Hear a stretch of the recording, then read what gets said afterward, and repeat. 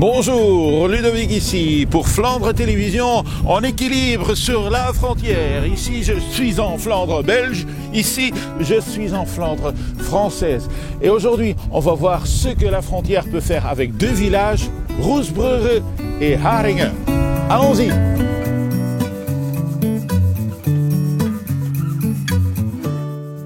Tu t'imagines l'histoire, parfois ça peut faire des choses drôles. Les gens de là-bas, et les gens de là-bas c'était des voisins. Et tout d'un coup, quelque part autour d'une table à Utrecht, ils mettent une trait sur une carte et disent c'est là la frontière. Paf! Ici, d'un côté, la France, si vous voyez de près, il y a 3 lys. Et de l'autre côté, la Belgique autrichienne, il y a l'aigle de l'Autriche, de ce côté-là.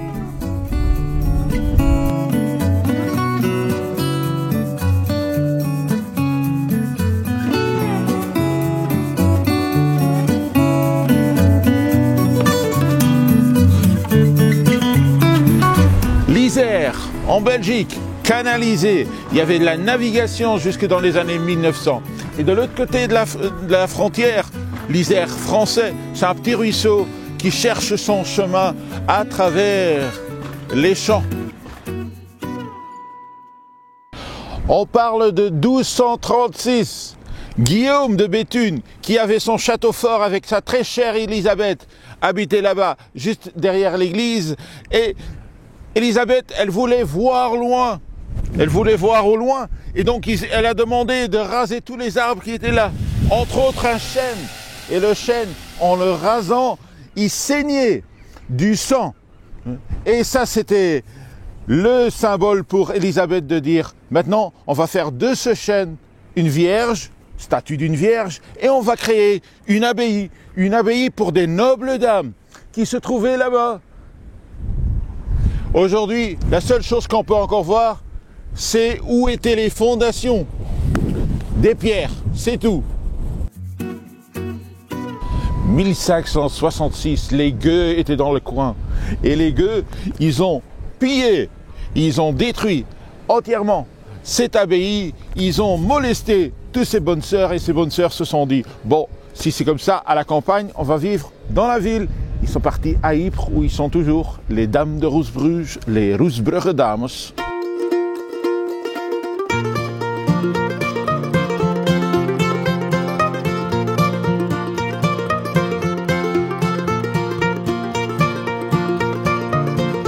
Vivre sur la frontière, ça veut aussi dire vivre entre les conflits, entre les deux nations.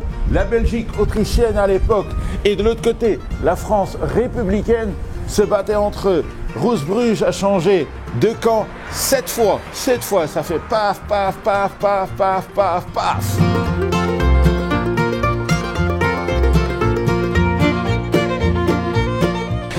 « 1793, le général Vandamme, que vous les Cassellois vous connaissez sûrement, convoque toute la population de Roesbrugge ici sur la place. Il lit le décret de la Convention nationale, il dit que Roesbrugge doit être puni pour ses sentiments anti-républicains et puis il dit aux gens de Roesbrugge, vous avez une demi-heure pour quitter vos maisons, pour passer de l'autre côté du fleuve et nous on va brûler, incendier tout le village. Il ne restait plus rien, plus rien. Vandamme, quand il faisait quelque chose, il le faisait bien. «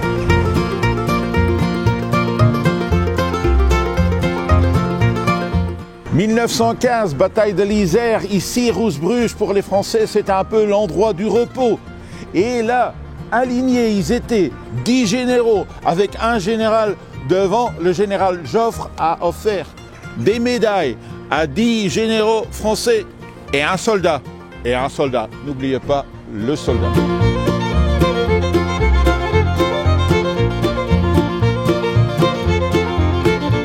On est dans le village de Haringen ici. Haringen, le village des blowers. Ils avaient mettaient toujours quelque chose de noir, de bleu. C'est pour ça qu'on les appelle les blowers. Allez, on va passer en France. Allons-y.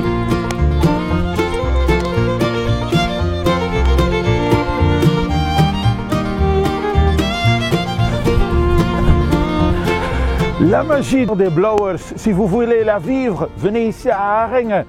Fin septembre, il y a l'élection de Karel de Blauer chaque année. Celui qui, avec un sac de 7 kilos de je ne sais pas quoi, qui peut traverser, qui peut faire tout le parcours sans rencontrer les commises, les douaniers, c'est lui qui devient Karel de Blauer de l'année. Tout ce qui se trouve dans ce reportage autour de Haringen et Roesbrugge se trouve sur le sentier pédestre door de IJzerpad. Suivez ces flèches-là et vous allez découvrir tout ce qu'on a découvert aujourd'hui.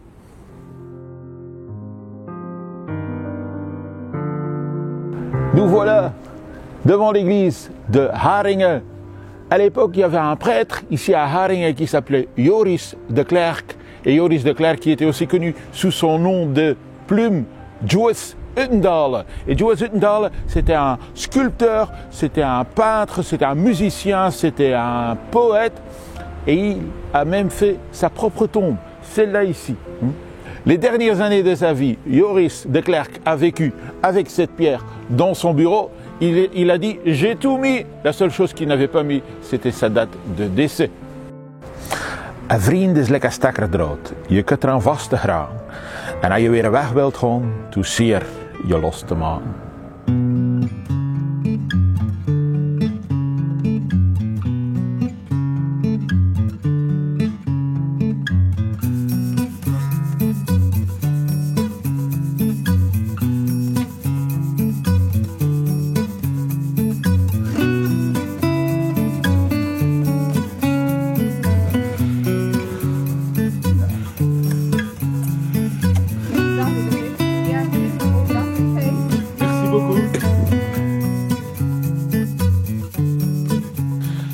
Bon, après notre belle petite promenade ici autour de Roesbrugge, on vient se chauffer à côté du feu et on n'est pas seul, on est là dans la brasserie Feest, l'ancienne brasserie Feest, avec Christel. Christel qui est zytoloog. Dag Christel. Dag Ludovic, welkom. Wie is Christel? Ik ben eigenlijk cytoloog, maar ook ambassadrice van Brouwerij Feest. Ik organiseer hier samen met de eigenaar en zijn vriendin rondleidingen, bierproeverijen. We verhuren de zaal voor huwelijken, babyborrels, feesten. Maar het belangrijkste om de mensen te leren genieten van bier en gerecht. Bier en eten. Dat klinkt al zeer goed. Misschien eventjes vertellen over de brouwerij Feest. Een naam in de streek, in heel België eigenlijk. Maar wat is de brouwerij Feest geweest? Brouwerij Feest was eigenlijk een mouterij-brouwerij. Dat was het voordeel van een brouwerij, dat ze hun eigen mouterij hadden. Zo konden ze het hele jaar door verder blijven brouwen. Er heeft hier gebrouwen geweest tot 1965. Daarna werd het een bierdepot. En eigenlijk toevallig heeft de eigenaar, Hendrik Nelde, de brouwerij gekocht. En hij is geboren in het jaar 65, dus toeval bestaat niet. Hij moest die brouwerij aankopen om er iets moois mee te doen. Waar we nog steeds aan het werken zijn. En dat komt meer en meer goed.